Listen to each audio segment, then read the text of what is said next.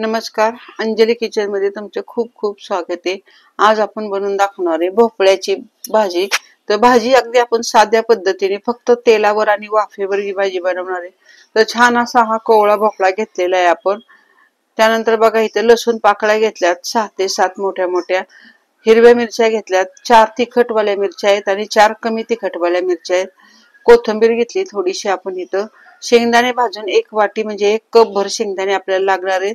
तर भाजून आपण ह्याची थोडी फार फोलकट काढून घेतलेली आहेत, अगदी नाही काढली तरी चालतील। जिरं 1 चमचा घेतले, हिंग घेतलाय थोडासा, पाव चमचा हळद, चवीनुसार मीठ घेतले, तेल लागणार आहे आणि आपल्याला पाणी लागणार आहे।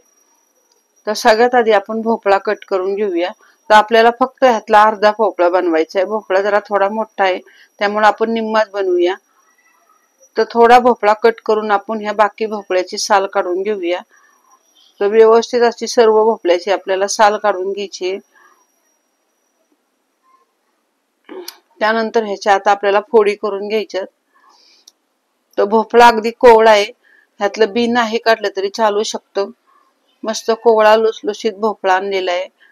तर इथं बघू शकता तुम्ही, अशा पद्धतीने ह्याच्या मीडियम साईजच्या पटकन शिजणाऱ्या फोडी आपल्याला तयार करून घ्यायच्यात। जास्त जाड फोडी करायच्या नाहीत, एकसारख्या समान अशा सुंदर फोडी बनवून घ्यायच्यात आपल्याला। म्हणजे जे करून आपला भोपळा येतो एकसारखा शिजला जाईल, कारण ह्यात आपण पाण्याचा बिलकुलही वापर करणार नाहीये। तर अशा पद्धतीने भोपळा मी कट करून घेते। तर सर्व भोपळा आपण इथं कट करून घेतलेला आहे। तर बघू शकता, आता थोडा भोपळा मी इथं धुवून घेणार आहे, तोपर्यंत आपण इथं वाटण करून घेऊया। तर आपल्याला हिरवं वाटण लागणार आहे, हिरव्या वाटणातला म्हणजे मिरचीचा आपण इथं भोपळा बनवणार आहे। तर इथं घेतलेल्या मिरच्या, लसूण पाकळ्या आणि जिरं आपण इथं घालून घेतले आणि ह्याचं आपल्याला आबडधोबड वाटण बनवून घ्यायचे। तर वाटण आपलं तयार झालेलं आहे। आता ह्याच भांड्यामध्ये थोडंसं आपल्याला इथं शेंगदाण्याचा कूट करून घ्यायचा आहे। तर भरभरीत असा शेंगदाण्याचा कूट करून घेतलेला आहे, जास्त बारीक पावडर करायची नाही, थोडासा त्यात शेंगदाण्याचे कण राहिले तरी चालू शकतात, ते भाजीमध्ये खायलाही छान लागतात। तर कढई ठेवली, कढईमध्ये आपण बघा इथं 1 पळी तेल घालून घेतलेले आहे। त्यानंतर थोडं जिरं बाजूला ठेवलं तर ते पण घालून घेतले, हिंग पावडर घालून घेतली। तर जिरं तडतडले की ह्यामध्ये आपल्याला हिरव्या मिरचीचा ठेचा घालून घ्यायचा आहे। तर हिरवी मिरची आपण इथं घालून घेतलेली आहे। 1-2 मिनिटं हिरवी मिरची लसूण चांगला परतला की ह्याच्यावर हळद घालून घेऊया। तर हळद आणि मिरची छान आपली 1-2 मिनिटं परतून घ्यायची।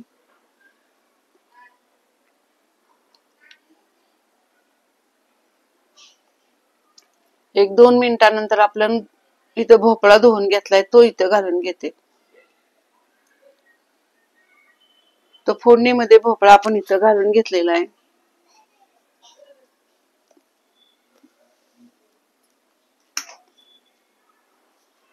तर व्यवस्थित असा भोपळा आपल्याला मिरचीमध्ये छान मिक्स करून घ्यायचा आहे।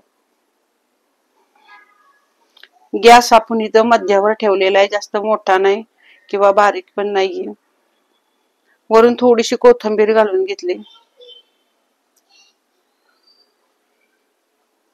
चवीनुसार मीठ पण आपण इथं घालून घेतलेले आणि वरून आपण ह्याला झाकण टाकून घेतले। तर 2-3 मिनिटं झाकण टाकून गॅस एकदम बारीक करून घेतलेला आहे। तर 2-3 मिनिटं झालेत, झाकण काढून घेतले आणि भाजी आपण एकदा बघून घेऊया। तर इथं बघू शकता, अगदी वाफेवर छान असा हा भोपळा पटकन शिजला जातो। त्यानंतर इथं बघा शेंगदाण्याचे 5-6 चमचे आपण इथं टाकलाय, 5 ते 6 छोटे चमचे भरून आपण शेंगदाण्याचा कूट टाकलेला आहे। जास्त पण कूट ह्याच्यात घालायचा नाहीये आपल्याला। आणि भाजी एकसारखी आपण शेंगदाण्याच्या कुटात मिक्स करून थोडंसं पुन्हा एकदा मीठ मी वरून टाकते।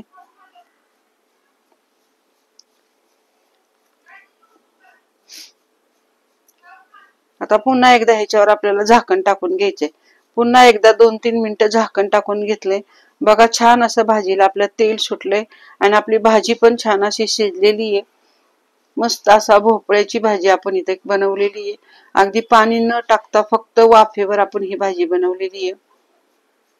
तर भाजी आपली तयार झाली, गॅस बंद करून टाकलेला आहे आता। तर इथे बघू शकता, खूप सोप्या पद्धतीने आपण ही भाजी बनवलेली आहे। अगदी डब्यासाठी म्हणा किंवा तोंडी लावण्यासाठी म्हणा अशी भोपळ्याची भाजी तुम्ही करून बघा. अगदी न खाणारे सुद्धा आवडीने ह्याच्याबरोबर दोन चपात्या, एक भाकरी अशा खाऊ शकतात. अगदी छान असा हा चवदार भोपळा लागतो. तर शक्यतो भोपळ्याची भाजी कुणाला आवडत नाही, तर अशा पद्धतीने भोपळ्याची भाजी केली तर नक्की घरातले आवडीने खातील. आणि जर आजची रेसिपी तुम्हाला आवडली असेल तर चॅनलला सबस्क्राईब करा, शेअर करा, कमेंट करा. धन्यवाद.